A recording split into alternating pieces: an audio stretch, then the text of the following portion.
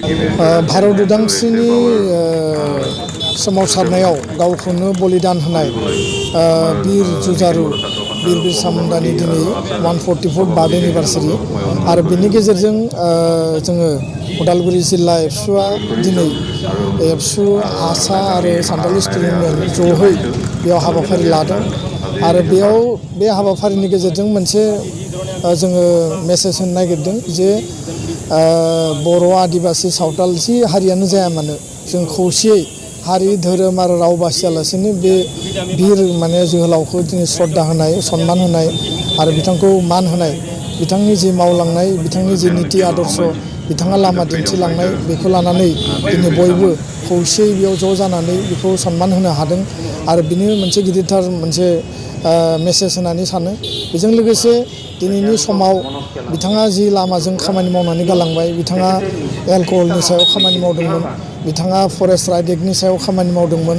बिथाङा समाजखौ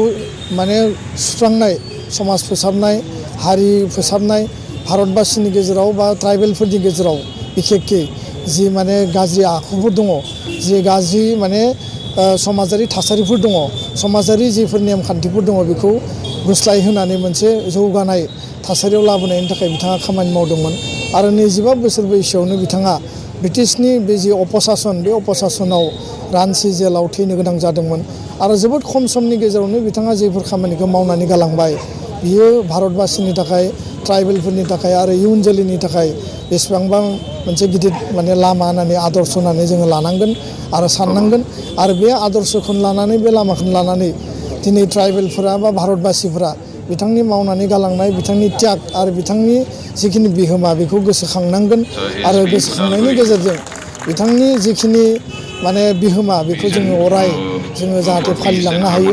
आरो बे फालिनायनि गेजेरजों जोंनि गेजेराव खौसेथि अनलायनाय आरो जोंनि गेजेराव गोजोन मोनसे थासारि जाहाथे जोङो सोमजिहोलायनो हायो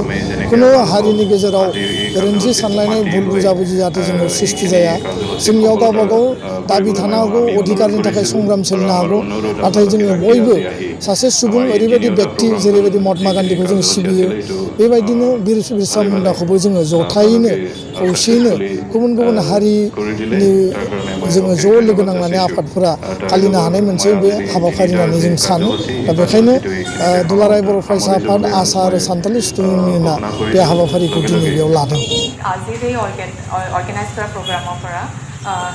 এইখিনি I think it's interesting to see মানে স্মৰণিক এইটো কাৰণে হয় যে বেলেগ বেলেগ অৰ্গেনাইজেশ্যন আপোনালোকে আহিছে ইয়াতে একত্ৰিত হৈ মেলি পেলাই বীৰ বিৰছা মুণ্ডাৰ এইখিনি আপোনালোকে অৰ্গেনাইজ কৰিছে একেলগে হৈ পেলাই চ' দিছ শ্ব'জ বিউটি অফ ইণ্ডিয়া মানে ইয়াতে উই আৰ অলছ' ডিফাৰেণ্ট মানে এথনিচিটি লৈ পেলাই কালাৰফুল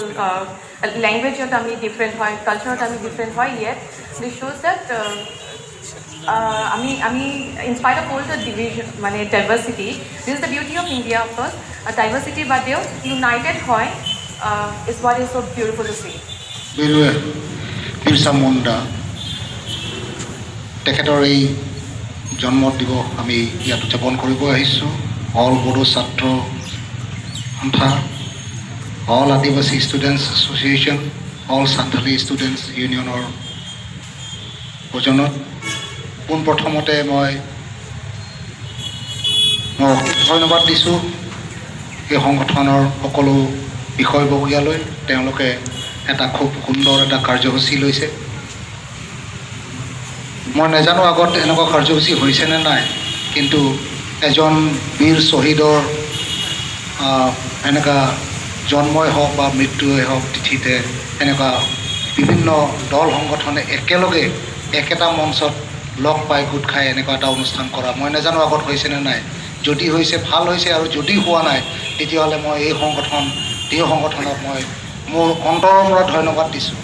খুব ভাল হৈছে খুব সুন্দৰ হৈছে আৰু এই কাৰ্যসূচীত আজি আহিব পাইছোঁ এটা শান্তি যাতে যেন আহক ইয়াত বিয়পি আহক সেই মহৎ উদ্দেশ্যৰে মোক এটা ইয়াত ভিজন এটা ৰিলিজ কৰিব দিলে ভিজন ডক এইটো এটা চিম্বল অফ পিচ সেইটো ৰিলিজ কৰিব পাই মই খুব আনন্দিত খুব সুখী পাইছোঁ আশা কৰোঁ